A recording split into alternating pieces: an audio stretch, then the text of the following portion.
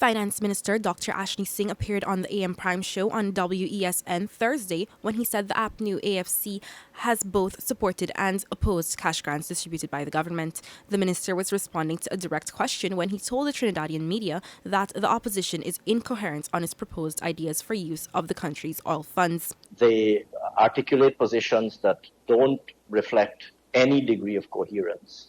In one breath, they say that we shouldn't be providing cash transfers in times of crisis. In another breath, they say that we should be providing cash transfers in times of crisis. For example, we provided cash transfers during COVID period, cash transfers to households during COVID period, just to give you one example. And so you hear all manner of random noises from the opposition from time to time in their effort to be critical. Regrettably, the statements that come out of the opposition don't constitute either a coherent policy position that one can seriously engage with and debate with, or indeed a credible and technically sound position on which you can have a serious engagement. Further, the minister noted the governing People's Progressive Party Civic, PPPC, is keen on ensuring that there is equitable distribution of the revenues, whether directly to the population or to support development in all sectors. Upon being elected into government, the PPPC immediately rolled out the $25,000 COVID cash grant for every household in response to the financial hardships citizens faced amid the pandemic. Soon after, several other cash grants were distributed to ease the burden of the citizens, although the government had not tapped monies set aside in the oil fund until May 2022.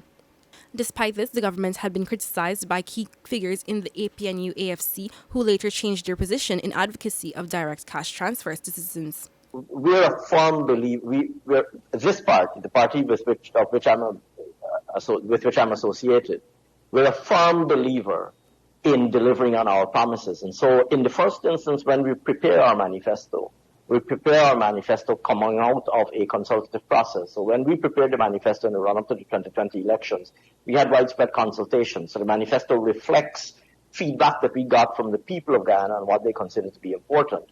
And it reflects commitments that we believe that we can deliver realistically and that we are committed to delivering. The minister said this is in contrast to the Apnu+Afc, who made promises in the lead-up to the 2015 election but failed to substantially deliver on these promises when they lost the elections in 2020.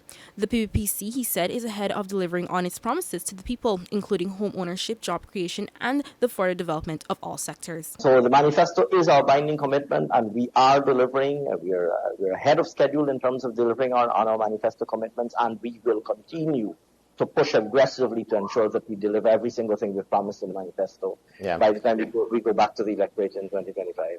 Already, the government has said it intends to spend a majority of its early windfall from oil and gas on development projects. In July, US $200 million, equivalent to 41.6 billion Guyana dollars, was transferred from the Natural Resource Fund to the Consolidated Fund to finance these national development priorities. The government made its first withdrawal of US $200 million, equivalent to 41.7 billion Guyana dollars, earlier in the year, bringing the accumulated withdrawals from the NRF to US $400 million, equivalent to 83.3 billion Guyana dollars.